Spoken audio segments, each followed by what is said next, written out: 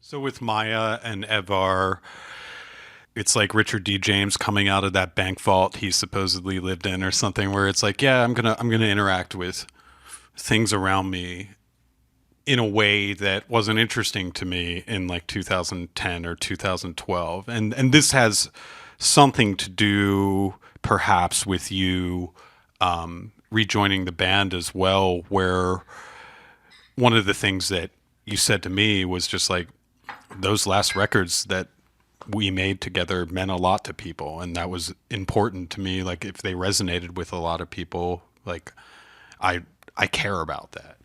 Yeah, well, that's been kind of a shocking thing for me. Is just like the music that I made with the band continues to mean as much as it does to people.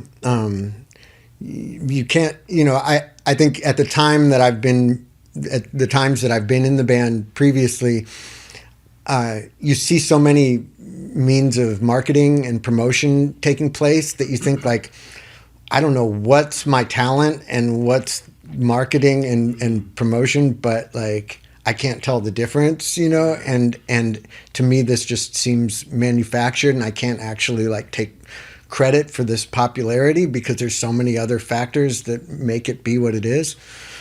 But something like music, you know, people still like actively listening to, music you made 30 years ago. You can't promote your way to that. You can't buy that. You can't spend money to make that happen. Like that's something that that that's something in the transference of energy from one human being to another, to other one human being or four human beings to many human beings, that it's some kind of miracle or something. It's not something that I can't attribute it to marketing. It's so few bands from that period of time. There were bands like Jane's Addiction, like when they were playing, like the energy that I would feel at those shows, the magic of the room, as well as the Chili Peppers before I was in them, like where everybody there just felt like they were at the best place they could be in the world. Like it was so exciting and magical, and there's no way to make people see in retrospect like what that was, what that quality was that was that made the air feel so thick in those environments. Like all we have are the records and how they survive, and so in our case, like in my opinion, like a lot of the magic of the band had disappeared when I joined it. But as far as what we created on record, it wound up having a type of magic of its own that's wound up having this long lasting like impact, and connection with people's emotions. And so I don't disregard that. I and also like I hadn't listened to the music in a long time, about a couple of years ago, I guess. Like, and I started I listened to each of the records and was just like struck by. I heard the music in a different way now that have all these years of not being a songwriter and moving sort of away from guitar being my expression, and hearing the music in a way that I wouldn't have been able to had I been in the band this whole time, and just hearing. I heard it clearly for the first time. I heard it not as a member, but just as an outsider, and yeah, I loved every part of it in a way that I was, I was too inside of it when I was doing it to be able to hear what was strange about it and what was weird about it or what was unusual. I thought I was doing something very normal, and I listened to it and I hear the ways that it's strange. I hear the ways that it's exceptional. Like I couldn't see that when I was doing it. So yeah, presently the fact that there was a chance to work with those same people that I just have some sort of God-given magic with was just exciting, Yeah. as well as like in making electronic music. I have so many different ways of generating musical ideas, and so much perspective on engineering that I didn't have then, because it's only been in the last 12 years that I learned how to engineer music myself, so there's a lot of new things to be able to apply to working with them that are proving to be really interesting and efficient. Yeah. One of the best potentialities of being involved in music at all is like this idea of being able to get out of yourself or participate in something, engage with something that's like bigger than you, like this like larger thing. Yeah.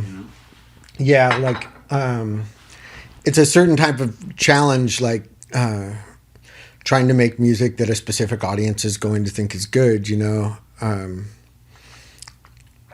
and rock music being something that to my ear has been like dying for quite a while and is really like taking its last breaths right now.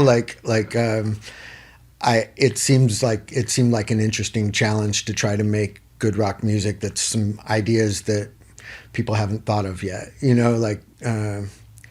because from a lot of people's perspectives, you would think that when a music is dying, it's because its possibilities have been explored and exhausted, and so I don't feel that way about any style of music. Like I feel like you could still come out with great blues music. You could still come out with great 50s style rock and roll. You could still, I feel like, and like on my eye, especially felt like, there's a lot I can do with the basic idea of jungle that's new and fresh sounding, and with the band, it's the same thing. It's like in making electronic music, I'm a big collector of like soul records and funk records and stuff from the 60s and 70s, and we have our own sort of way of approaching those styles.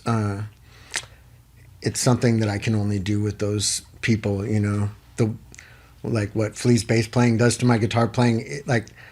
It's what makes me want to play guitar. I don't really have too much of an interest in it, were it not for that if I write a set of chord changes, I get to hear how he plays bass over it. He has this way of playing something that's written, yet it's also improvised at the same time.